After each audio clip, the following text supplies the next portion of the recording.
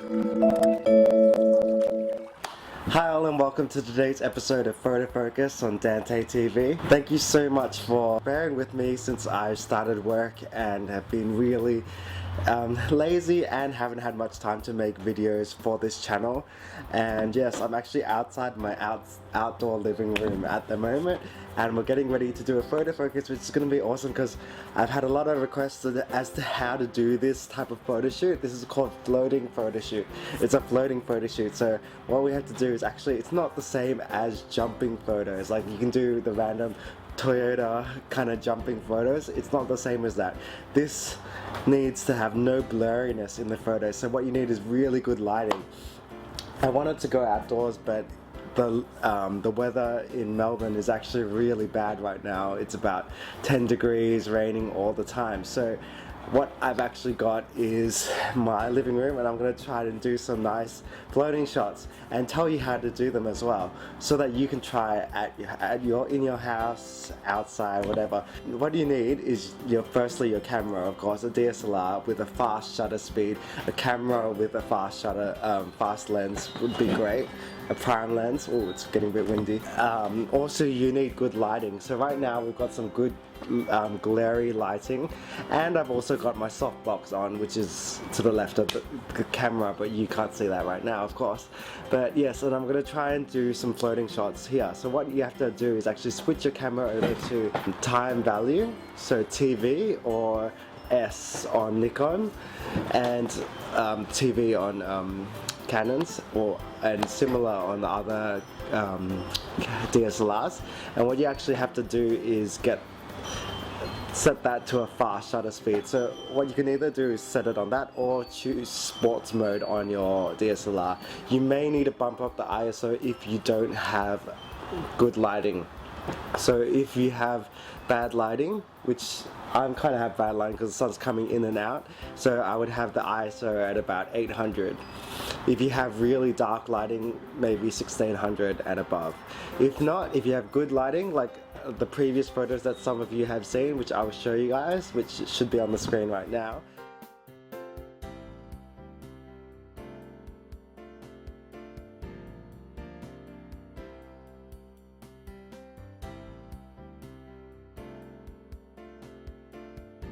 Hey guys, we're in Botanical Gardens with some uni peeps. Oh, I'll try.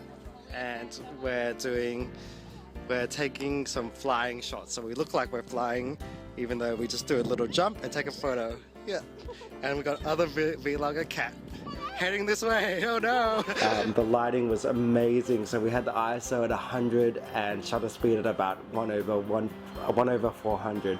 So faster shutter speed, the quicker it catches you. Trying to freeze time and without making us look blurry, so we need to do some really good jumps so you actually are jumping. No Photoshop is involved with those previous pictures. So what you actually have to do is be a good jumper, have a good setting, and just a fast timer. If you don't have, you can do these on your own, which I'm actually going to do today. You don't actually need a group. Like I had a great group of like 8 friends, and we came together and did that photo shoot, which was really fun.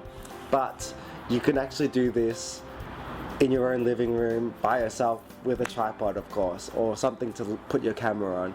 And what you need to do is actually set your timer to 10 seconds, whatever.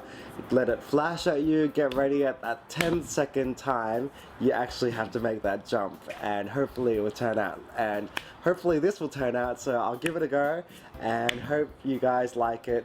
Check it out. Okay, so I've changed into a more appropriate clothes for the shoot. You need a little bit tight fitting so it doesn't fly away. It doesn't look like you're pregnant if you're a female, or if you're a male. You don't look like you've got a beer gut or anything like that. And I wanted to wear clothes that contrasted with my red couches because they're really, really red.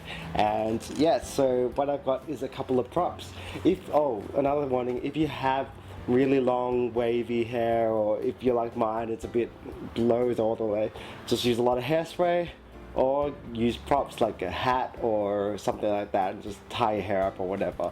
And yeah, I've got my tea cup and my kettle kind of thing, and I'm gonna pretend to pour some water into my cup and be in the air while I do it, flying and just pouring myself a cup of tea. And yeah, that's what I have to do. So what you have to do is actually sit wherever you want to sit. Like let's say I'll sit near my softbox, and then I've got it in my pose. You don't want it this way because you might block more things if you've got the kettle there. So what you do is look like you're doing it, look at it, and jump. So you have to look like you're jumping, but you have to do it adequately, elegantly. I don't know, my English is bad. But what you have to do is like jump like this. So it doesn't look that great, but what you need to have your settings on. I'll show you what your settings should look like. And yes, just do a little jump and set it on the auto timer. I say to do about 5 to 6 shots with that auto timer. You can set it on how many times you want the camera to burst, because it's better that for the first shot, when the first shot is taken, that's when you should jump and get ready for the next few shots, which is really good. So check out my photo that I've just taken, and I'll show you a couple more that I've taken around this area. Enjoy!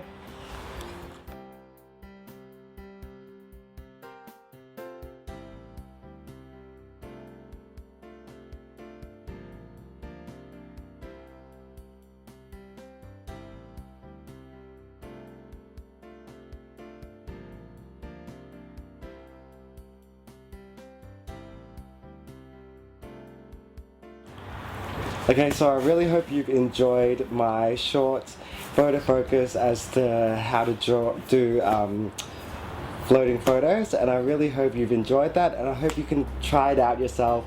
Show me, post it here, post it on my photography blog, message me, whatever, inbox me, whatever, and I hope to be able to see some really good creative shots so you can go out there and make some really good shots. I suggest you do it with a friend because it's so much easier than using a auto timer, but it's really fun doing it by yourself because you can do whatever you want and no one can be like, oh, that's a bit weird. I just really want to say a quick thank you for everyone who's been watching and subscribing since I haven't made a video since February. And yes, I just really want to say stay tuned. I am here, I will still be here. I'm not going to be deleting my channel anytime soon unless YouTube comes down and deletes me for some reason. But yes, please stay tuned. I will make videos as soon as possible, and thank you. Please subscribe, and until next time, bye. Have a great day. Live photography. I work as one of the many photographers that travel to schools around Victoria and take photos of the kids.